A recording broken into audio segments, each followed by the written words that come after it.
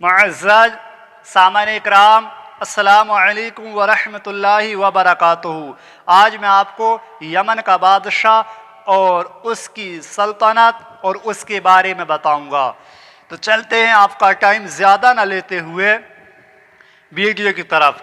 Yemen का जो बादशाह है उसका जो वाक़या है वो हुज़ूर आखिरुज़्ज़मा सल्लल्लाहु ताला अलैहि वसल्लम की विलादत से 1000 साल पहले का है, जिसका नाम, यमन के बादशाह का जो नाम था वो तबीउल अव्वल हमरानी था। वो एक दफ़ा अपनी सल्तनत के दौरे पर निकलता है तो अपने साथ में 12,000 आलिम और हाकिम साथ में लेता है, 1,32,000 अपने हमरा लेता है और 1,13,000 पैदा, यानी पैदा कहते पैदल वाले को, पैदल उसके साथ में चलते हैं। उसके बाद वो अपनी शान और शौकत के साथ अपनी सल्तनत का दौरा करता है। जहाँ पर जाता है मखलूक खुदा उसको देखने के लिए इकट्ठी हो जाती है। वो बड़ी शान और शौकत से जा रहा था। जब क़े मुअज़्ज़मा में जब पहुँचता है तो उसको कोई देखने के लिए नहीं आता है, यानी अहले मक्का उसको देखने के लिए नहीं आते हैं। तो वो अपने वज़ीर आज़म से कहता है कि यहाँ का मामला क्या है। तो वहाँ का वज़ीर आज़म जो यमन के बादशाह का वज़ीर आज़म था, उसने कहा कि यहाँ बैतुल्लाह है, यहाँ के लोग आपकी शान और शौकत से ज़्यादा बैतुल्लाह शरीफ के दीदार के लिए आते हैं और आसपास के लोग यहाँ खुद्दाम की खिदमत कर कर जाते हैं, यहाँ अपनी हाज़िरी देकर जाते हैं। यहाँ किसी चीज़ की कमी नहीं है। जो आपके साथ में शान और शौकत है वो कुछ भी नहीं, बैतुल्लाह शरीफ की इससे कई ज़्यादा शान और शौकत है। ये सुनकर उसको जलाल आ जाता है और वह कसम खा कर कहता है कि मैं इसको खुदवा दूँगा और बैतुल्लाह शरीफ के जितने भी इंसान हैं मैं उनको सबको कत्ल करा दूंगा। इतना कहना था। अल्लाहु अकबर। उस पर अज़ाब इलाही आ जाता है।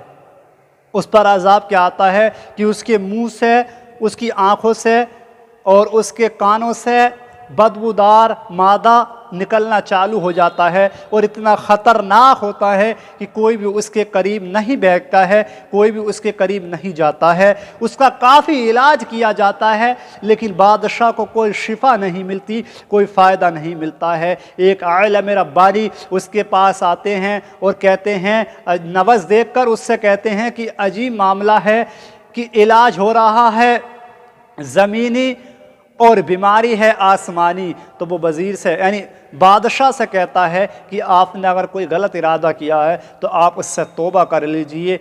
इतना कहना था कि बैतुल्लाह शरीफ के जो उसने गलत निगाह की, यानी उसने गलत इरादा किया था, वो उससे तौबा करता है और तौबा करने के बाद जैसे ही तौबा करता है उसकी वो बदबू ख़त्म हो जाती है। कुछ दिनों के बाद वो जब ठीक हो जाता है तो बैतुल्लाह शरीफ पर गिलाब चढ़ाता है, रेशमी गिलाब चढ़ाता है और जितने भी खुद्दाम बैतुल्लाह शरीफ के हैं सबको साथ साथ अशरफी और साथ साथ रेशमी जोड़े उनको नज़र करता है। उसके बाद मक्का मुअज़्ज़मा पर पहुंचता है। मक्का मुअज़्ज़मा पर पहुंचने के बाद फिर वहाँ से रवानगी इख्तियार करता है, मदीने शरीफ को जाता है। जब मदीने शरीफ को जाता है तो जितने आलिम होते हैं उन्होंने जो अपनी किताब में पढ़ा था वो वहाँ की मिट्टी सूंघकर, वहाँ का नज़ारा देखकर कहते हैं कि नबी आखिरुज़्ज़मा यहाँ पर तशरीफ़ लाएंगे, नबी आखिरुज़्ज़मा यहाँ पर तशरीफ़ लाएंगे, अब हम यहाँ से कहीं नहीं जाएंगे। वो जितने भी आलिम थे 12,000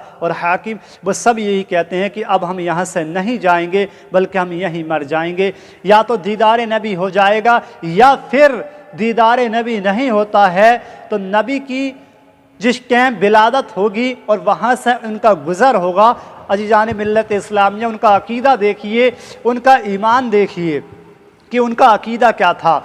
उसके बाद वो कहते हैं कि अगर हम नबी का दीदार नहीं कर पाए तो कोई बात नहीं, लेकिन जब हम यहाँ मर जाएंगे, दफन किए जाएंगे, तो कभी ना कभी नबी जब इस रास्ते से गुजरेंगे तो कभी ना कभी हमारे कब्र पर उनकी धूल आ जाएगी। हमारी नजात के लिए, हमारी सिफारिश के लिए वही काफ़ी है।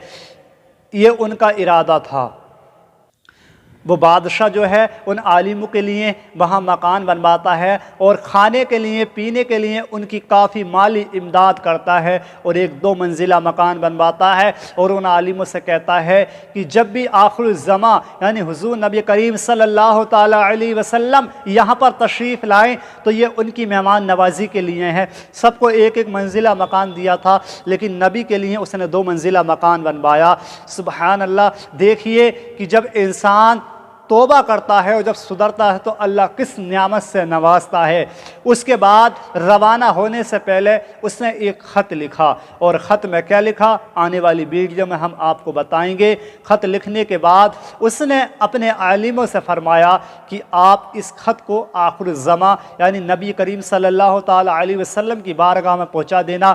اگر آپ نہیں پہنچا سکیں تو کسی کو وصیت کر دینا، یعنی نسل و نسل نبی تک یہ میرا خط پہنچ جانا چاہیے۔ اس خط میں کیا لکھا تھا، کس ٹائم اس کا خط پہنچا یا نہ پہنچا، اس کے بارے میں دیکھنے کے لیے آنے والی ویڈیو کا انتظار کریں۔ السلام علیکم ورحمۃ اللہ وبرکاتہ۔